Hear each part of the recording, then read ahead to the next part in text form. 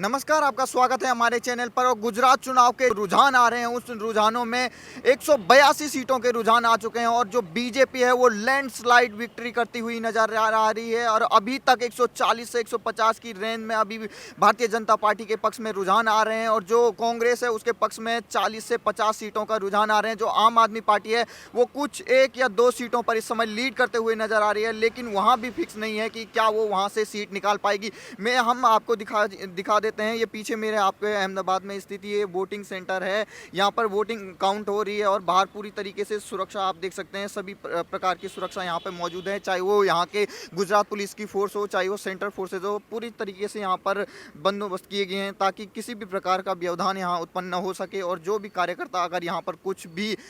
जो पार्टी के कार्यकर्ता हैं अगर वो यहाँ आते हैं तो उनके लिए पूरी यहाँ सुरक्षा की गई है। और काउंटिंग सेंटर अंदर है, वहाँ पर मीडिया को जाने की अनुमति नहीं है। वहाँ पर काउंटिंग अभी भी चल रही है और लगातार अहमदाबाद की सभी सीटों की काउंटिंग यहाँ पे हो रही है। और आपको बता दें कि जो रुझान आ रहे हैं उसमें लगातार जो एग्जिट पोल है उसकी छाप नजर आ रही है। जो एग्जिट पोल दिखाई दे रहे थे कि जो बीजेपी को 130 से 150 की रेंज में, सभी एग्जिट पोल इसी के बीच में बीजेपी भारतीय जनता पार्टी को सीटें दिखा रहे थे, तो वो अब सच होते हुए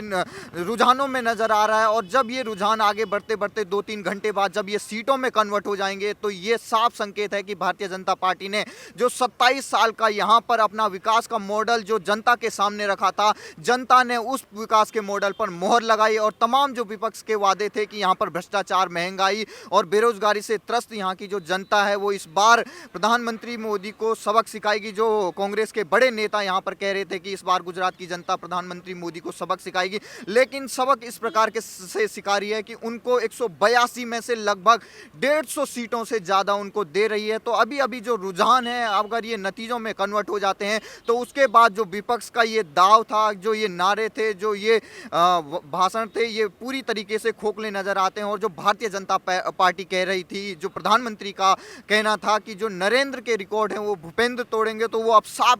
दिखाई देता है कि 127 जो पहले 2002 में भारतीय जनता पार्टी का रिकॉर्ड था उसको भी तोड़ते हुए अब भारतीय जनता पार्टी 150 प्लस वाली पार्टी बनने वाली है इस गुजरात में। और लगभग 2/3 से ज़्यादा यहाँ पर अब सीटें लाने वाली है, क्योंकि जो कांग्रेस है वो 50 से भी कम सीटों पर इस बार गुजरात असेंबली में सिमटने वाली है। और जो गांधीनगर असेंबली है वहाँ पर भारतीय जनता पार्टी 150 विधायकों के साथ इस बार आने वाली है। तो जो रुझान आ रहे हैं लगातार ये ट्रेंड जो है वो बढ़ते ही जा रहे हैं। और जो आम आदमी पार्टी है वो अब जीरो की ओर खिसकने लगी, क्योंकि पहले रुझानों में वो 5 सीटें ला रही थी, लेकिन अब धीरे धीरे घटकर वो 2 आ गई हैं। और कुछ देर बाद ये लग रहा है जैसे ही ईवीएम की काउंटिंग अब अंदर जो शुरू हो चुकी है, जैसे ही अब ये चैनलों की ओर जाने शुरू हो जाएंगे, जब ईवीएम के वोट जो चैनलों के पास मिलने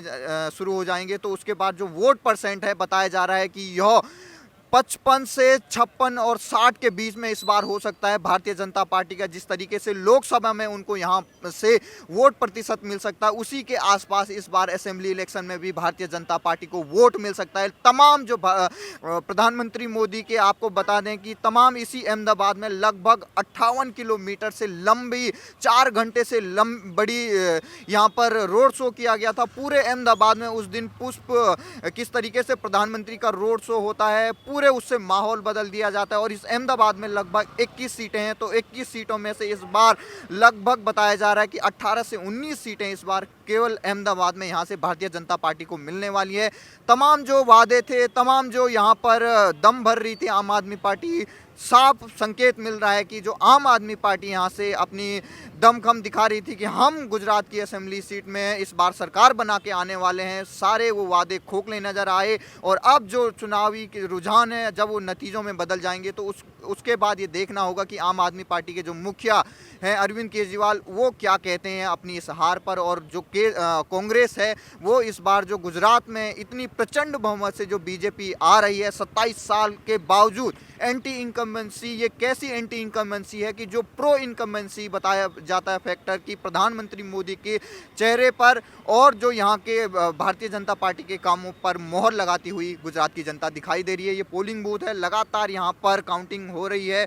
तमाम जो बड़े अधिकारी वो यहाँ पे मौजूद हैं। सुरक्षाकर्मी आप देखिए लाइन से खड़े हुए हैं, सुरक्षा पूरी तरीके से मुस्तैद है और भारतीय जनता पार्टी फिर एक बार प्रचंड बहुमत के साथ 150 प्लस सीटों के साथ इस बार गुजरात में आ रही है। तो यहाँ जो कार्यकर्ता हैं अब उनमें उत्साह बढ़ना शुरू हो गया है और जो वहाँ कमलम स्थित इनका बीजेपी का कार्यालय है वहाँ पर अभी से जो समर्थक हैं वो जुटने शुरू हो गए हैं, मिठाइयों के साथ आने लग गए हैं और पूरी तरीके से जो भगवा तरीके से उसको छा दिया गया है उनके कार्यालय को। तो अब ये देखना होगा कि वहाँ जो कार्यकर्ता हैं वो कितनी तादाद में जुटते हैं और धीरे धीरे जो नेता हैं उनके जुटने का भी लगभग समय आ गया है। सबसे बड़ी खबर इस समय आ रही है कि आम आदमी पार्टी के जो सीएम पद के उम्मीदवार थे ईशुदान गढ़वी वो अपनी सीट से बहुत पीछे चल रहे हैं। चाहे गोपाल इटालिया हो, ईशुदान गढ़वी हो, सभी अपने सीटों से पीछे चल रहे हैं और आम आदमी पार्टी जो यहाँ पर दावा कर रही थी कि वो अपनी बहुमत की सरकार बनाएगी, वो अपने सीएम पद के उम्मीदवार को भी उनकी सीट नहीं दिला पा रही है। तो ये सबसे बड़ा झटका इस समय आम आदमी पार्टी को लगता हुआ नजर आ रहा है। तो इस काउंटिंग में भी वोटिंग जैसे ही 8 बजे शुरू हुए थे वैसे ही यहाँ पर पहले पोस्टल बैलेट की गिनती हुई और उसके बाद ईवीएम अब खुलने शुरू हो गए हैं और जैसे जैसे ईवीएम खुलनी शुरू हो रही है जो भारतीय जनता पार्टी है उसकी बढ़त पहले से और ज़्यादा हो रही है। सभी चैनल में अगर आप ट्रेंड देख रहे होंगे जो रुझान इस समय आ रहे हैं वो लगभग भारतीय जनता पार्टी को 130 से ज़्यादा की सीटें दिखा रहा है और पूरे अभी तक सभी के रुझान आ चुके हैं। अब धीरे धीरे जैसे काउंटिंग और आगे बढ़ेगी, जितने राउंड की काउंटिंग और बढ़ेगी उससे ये साफ हो जाएगा कि फिर से जो गुजरात असेंबली है उसमें कौन सी पार्टी आने वाली है। इसमें अब कोई संशय नहीं रह गया। जैसे ही लास्ट चरण के मतदान फिनिश हुए उसके बाद सभी प्रकार की जो पार्टियां हैं, चाहे वो कांग्रेस लीजिए चाहे आम आदमी पार्टी, जो निर्दलीय हैं उन्होंने लगभग सरेंडर कर दिया था क्योंकि उन्हें पता था कि जो मतदाता हैं उनमें खास तौर पे जो पर्ची का सिस्टम होता है जहां पार्टियां अपने अपने बूथ बना के रखती हैं, जहां से मतदाता अगर किसी पार्टी का मतदाता है तो वो वहां से पर्ची लेकर फिर वोटिंग सेंटर में जाता है। तो हमने जहां देखा कि बीजेपी के काउंटर पर लगभग बड़ी तादाद में जो लोग हैं वो वहां पर आ रहे हैं पर्ची लेने के लिए, लेकिन जो कांग्रेस और आम आदमी पार्टी के जो काउंटर थे